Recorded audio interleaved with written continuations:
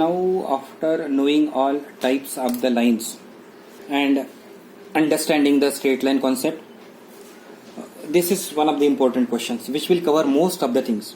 Listen, try to understand the question first. So the question is, find a foot of perpendicular. Try to understand the meaning. Foot of perpendicular, these other words I will be explaining afterwards. Perpendicular, distance and image of the point, say minus this 5. That means if you drop a perpendicular from this point, it will land somewhere. What is this point B? That is the question. What is the point B? That is the question first. Okay. Now, can anyone tell the equation of line AB? What is known to you? One point is given, A minus 5, 2. And this line is perpendicular. So, the point A is given as minus 5, 2. Slope of a line, this line, look here, 2 by 3, do you agree? Therefore, slope of AB, can anyone tell? Minus 3 by 2, minus 3 by 2. Now, y minus y1 is equal to mx minus x1, y minus 2, m minus 3 by 2, x plus 5. Now it will be 2y minus 4 will be equal to minus 3x minus 15. Just confirm.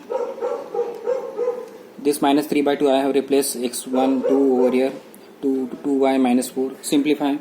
This you are getting 3x plus 2y will be equal to minus 11. Now you may be asking about why I have obtained this. Because these two lines are meeting over here at B. So B can be obtained by solving these two equations.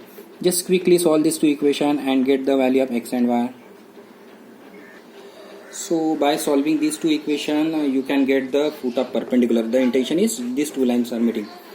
This question will be little bit, we have taken in general questions, so maybe calculation will be little bit tedious. Look, solve this two equation. First equation multiply with the 2, second is multiply with the 3. Simplify the value of y, then y to be put in the equation. Simplify, get the value of x. So the point 235 by 39 and minus 46 by 13 is nothing but foot of perpendicular. If the question is asked about foot of perpendicular, you will stop over here. So I am going back. So this is nothing but what? 235 by 39 minus 46 by 13. Now what is the next question? Perpendicular distance. This distance AB, A is known to you, B is known to you. Get a distance. Okay. Let us look at this. x2 minus x1 the whole square, y2 minus y1 the whole square. Go on simplifying. I think the numbers are little bit big, so little bit calculation will be tedious, but if you simplify you will get this is the distance between perpendicular distances over. Now there is one more question, that is nothing but image. So I just try to explain you what is the meaning of image. This point will have somewhere here reflection. This is nothing but the reflection.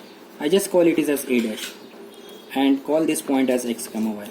Now A is known to you, B is nothing but A dash, B is nothing but the, so reflection means these two will be equal. So B is nothing but midpoint of A and A dash. A known to you, A dash we have considered, B is just now you have obtained by solving the problem, so you can do.